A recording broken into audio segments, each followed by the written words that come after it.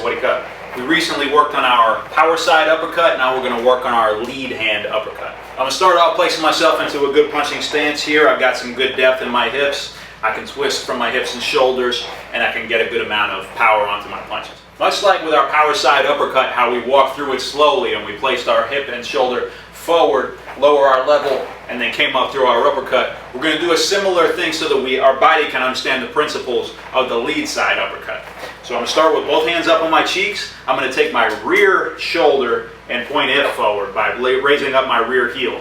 Okay, so now my rear shoulder is pointing toward my target, even if it's just a little bit. As we get faster and faster, it's going to be a little tilt and then back rather than all the way forward like this, like as if we just slipped somebody's cross. But for now, we're going to place our shoulder forward a bit, okay? So we're tilted. We place more weight onto our front foot, so if we twist on it, our heel comes out and we get more power. The next thing, I'm going to lower my level a little bit like we did for our power side, so I lower my level in my legs a little bit. Now when I explode up, I get more power. This is again something that you may not have time for in a live situation, but practicing it helps your body learn the principles and the physics of what makes an uppercut generate a lot of power upward.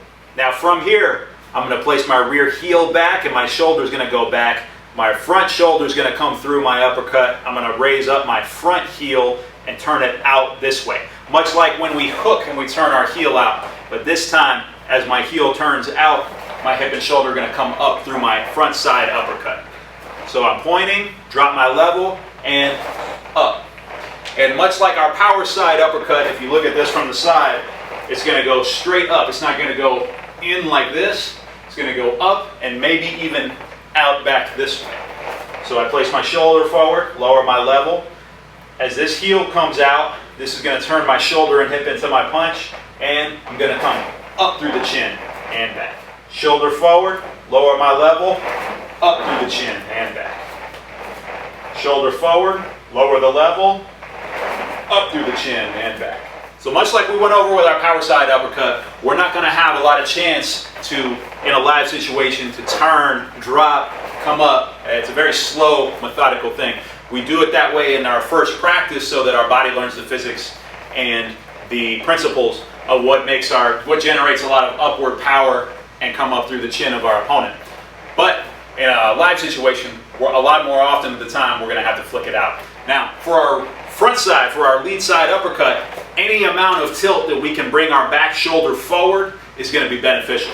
So even if it's not this much, this is great if we're using this to slip. So if that cross comes out and I slip past it, and then this leg's loaded up, and I can come up through that, that's wonderful.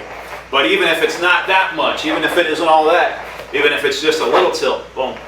The more this shoulder comes forward, the more this shoulder then comes back and gets to come up through the uppercut. So if we have a chance, if we have an extra split second, we're going to use this shoulder forward, raise up your rear heel. Then as this heel comes back, front heel comes out, and we come lead uppercut. Tilt, uppercut, and back. Tilt, up, and back. From the side, it's going to look like this. Tilt, up, and back. Tilt, up, and back. Tilt, up, and back. Same principles apply to the lead uppercut. A lot of the same principles apply to the lead uppercut as do on the power side. We don't want to drop our hand a lot. This is even more dangerous. This lead hand, the lead side uppercut, this hand is the one that's even closer to our opponent. So any amount we take it off of our face is an opening for our opponent to hit us. So we certainly don't want to drop our hand by this much. We only want to drop it by 4 or 5 inches, and we want to be quick about it. Tilt, uppercut, and back. Lead hand uppercut is certainly a funky attack to start off combinations with. It's kind of risky because if you're coming up to your opponent and the first thing you do is drop your hand like this, then you're presenting them an opportunity to go a straight punch there. It's good to mix in with other attacks. We'll go over some combinations for it next week. Jab, cross, this tilts my shoulder this way, so then as this comes back, I can go lead hand uppercut. Boom, and back. Cut and cut. Take care of yourself.